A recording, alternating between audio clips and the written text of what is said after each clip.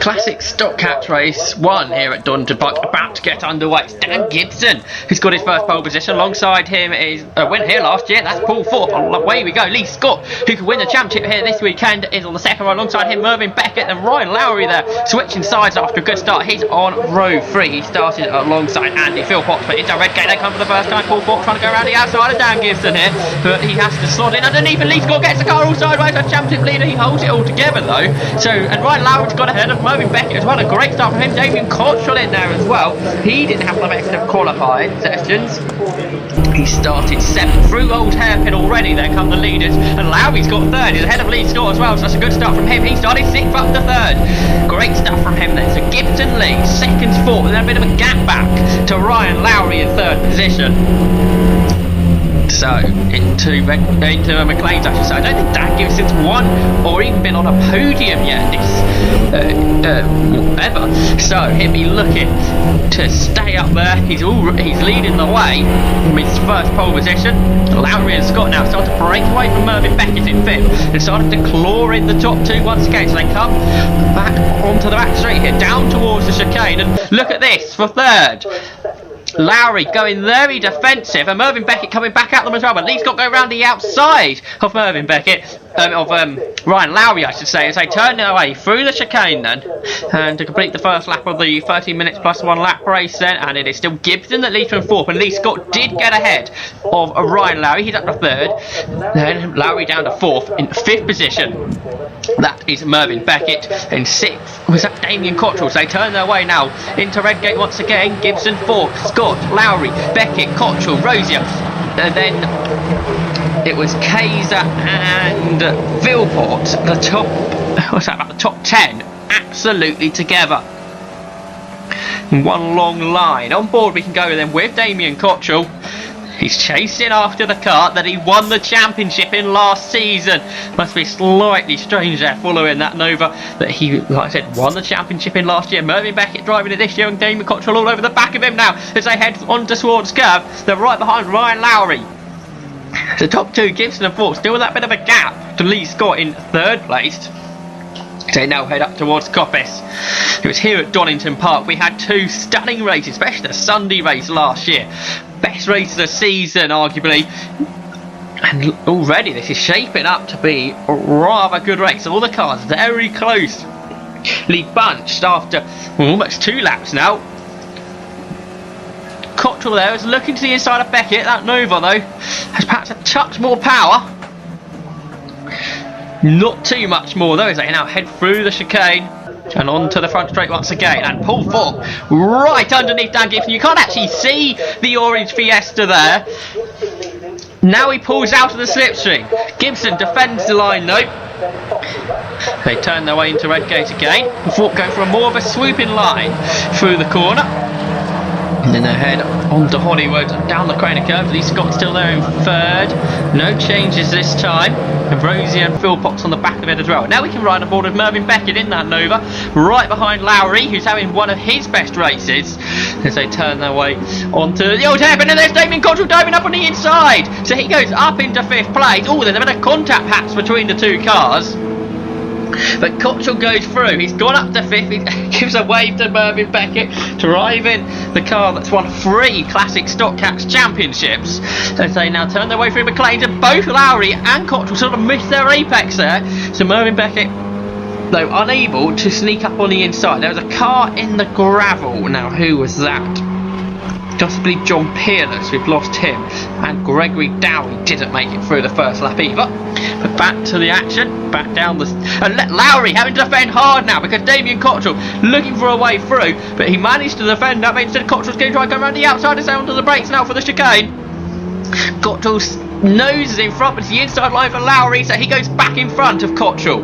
Now can Mervyn Beckett do anything? This has allowed the top 3 just to break away a bit, and here comes Mervyn Beckett then round the outside. What about the leaders? Because the 3 of them absolutely together. Gibson, Thorpe and Scott as they head into Redgate. Paul Thorpe looks up on the inside, he's brake lane on the Dan Gibson, he goes up on the inside, and he's going to take the race lead here.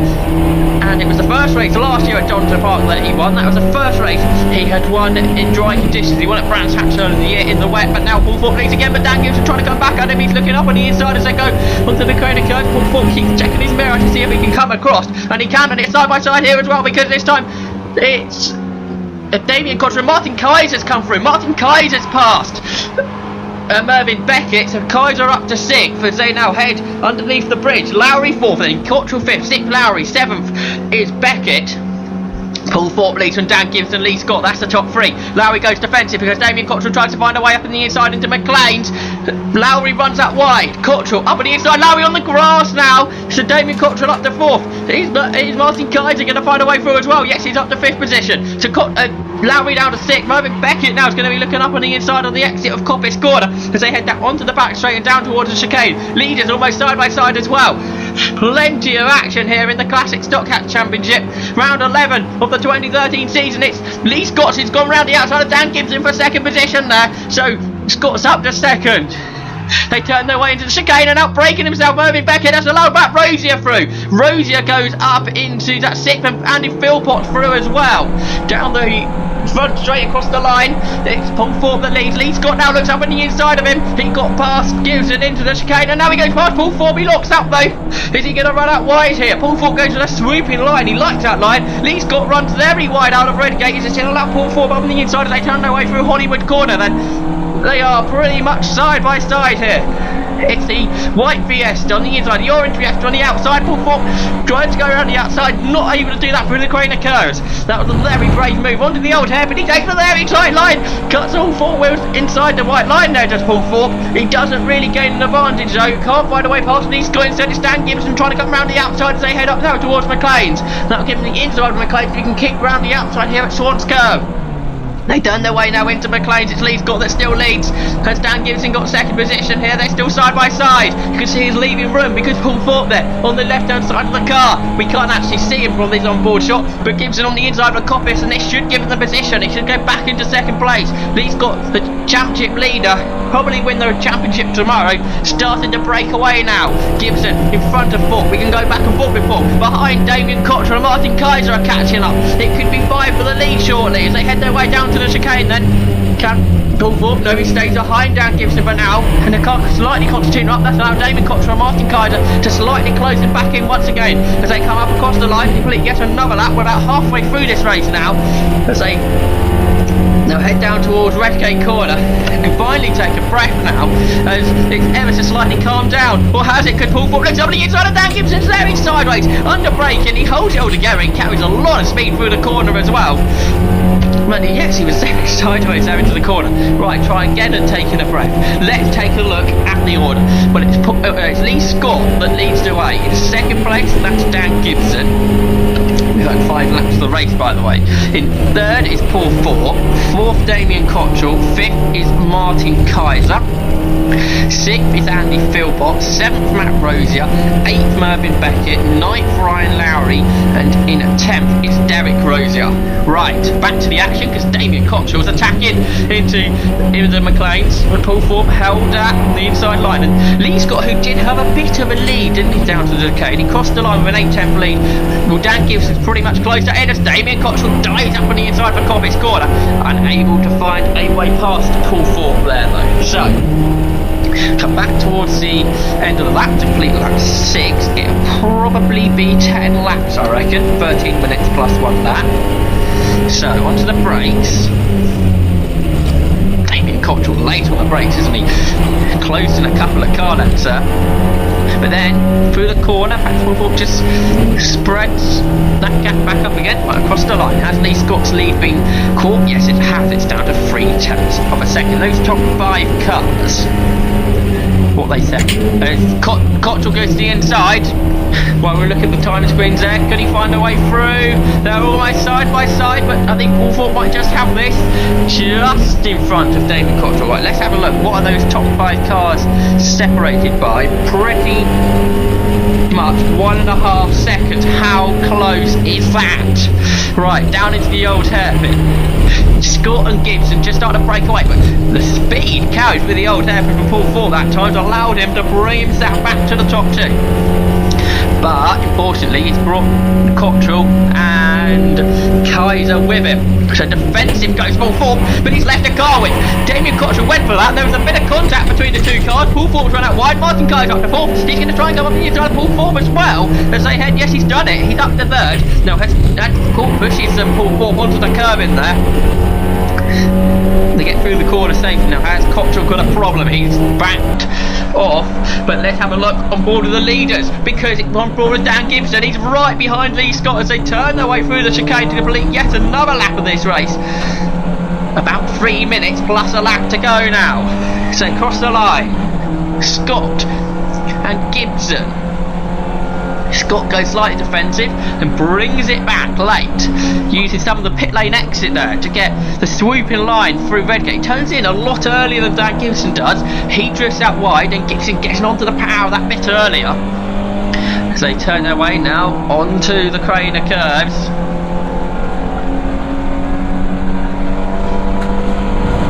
Scott drifting the car there.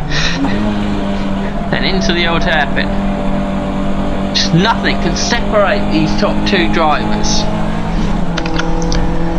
The two of them had pulled out about 8 tenths to Kaiser, who's in third, and Thorpe in fourth. Philpott's up to fifth. Damien Cottrell seems to be slowing because Mervyn Beckett now 6th, 7th Matt Rosier, 8th Ryan Lowry, 9th Derek Rosier, up to 10th would come Colin Thorpe. So, turning through Coppice, Lee Scott lifting the rear wheel there, being drifted out wide to Dan Gibson now, right on the tail of Lee Scott as they now head down towards the chicane. Now, how many more laps to go? They definitely get another lap in before the last lap board as Gibson dives to the inside of Scott, not quite close enough that time. So they head through the chicane, across the line. That's the completion of lap 8, so yes, I reckon one more lap and then they see the last lap board. Gibson attacking, or is he defending? Because Kaiser right with them now, and Paul Thorpe. And we've lost Andy Philpott, Mervyn Beckett up to 5th now. So you can see how close it is. Paul Thorpe alongside Martin Kaiser. Kaiser's got the inside of the Craners here. 4th for the lead now as they head down towards the old hairpin. Kaiser still in front, braking nearly late for the old hairpin. Getting Paul Thorpe using a lot of the road on the inside of the old hairpin. So 5th is Beckett, 6th Rosier, 7th is Philpott, 8th Lowry, 9th Derek Rosier, and 10th Colin Thorpe. 11th is Ben Ward, 12th Michael Williamson. We're heading up the hill into Coppice Corner. Dan Gibson right on the tail. He's got Paul Thorpe bouncing over the curves there. Dan Gibson trying to get alongside Lee Scott. No, not able to do that. Now into the chicane. You'll be seeing the last lap board. Could be any of these four still, really. Top 3 tightly bunched. Paul Thorpe has a couple of car lengths. Kaiser, who's going around the outside of Gibson here into Redgate, side by side. Nothing separating the two cars. They're level, but Gibson later on the brakes, so he stays in front of Kaiser. But Kaiser then comes back on the exit. He's done it. So Martin Kaiser does it. He goes up to 2nd. This has been a really strong drive from Martin Kaiser. Where does he start on the grid? 10th. That shows you how strong his drive has been. Paul Thorpe's pretty much closed and back in again. Lee Scott with a car length or 2 to Kaiser. Then Gibson. They're in 3rd, then 4th. There's a back marker up the road as well. Here comes Kaiser up on the inside for short to go. The two cars, Lee Scott, Martin Kaiser. No, Scott's got it. Kaiser tucked back underneath as they turn through the McLean. It's John Hill there who they've got to lap. And it is John Peerless off the road. They're 3 wide. Paul Fox going to trap both of them, is he? There's contact. There is contact between the two cars there. So they turn their way down through Coppice Corner. Yes, we've lost Martin Kaiser. I think he had a spin. So the cars head down towards towards the chicane. It's Lee Scott here. He's going to take the race victory. He's just got to deal with John Hill there in the Peugeot. Trying by. He spins right in front of Lee Scott. And Paul Thorpe there. Oh, he hits him. He hits John Hill and he hits Dan Gibson as well. And it's huge damage, I think, to the front of Paul Thorpe's car there. That's him out of the race. So the win goes to Lee Scott, second to Dan Gibson, third in the end to Andy Philpotts. Let's see what happens here. Up at Timothy McLean's then. Martin Kaiser was looking to find a way past Lee Scott, unable to do anything. He drifts out very wide. Now Paul Thorpe joins in this as well. Yes, look, there's not much road for Kaiser there. There's the contact. Gibson holds it somehow. And Martin Kaiser had a spin. Where did he recover to? Ninth. And here's Paul Thorpe sideways, just... No, it doesn't look like the biggest of contacts with John Hill. You can see the damage there with the Paul Thorpe's car, because the car was turning left when Thorpe wasn't, because John Hill just Paul Thorpe was going for the apex there. John Hill's car come back straight across the road and nowhere to go for Paul Thorpe whatsoever.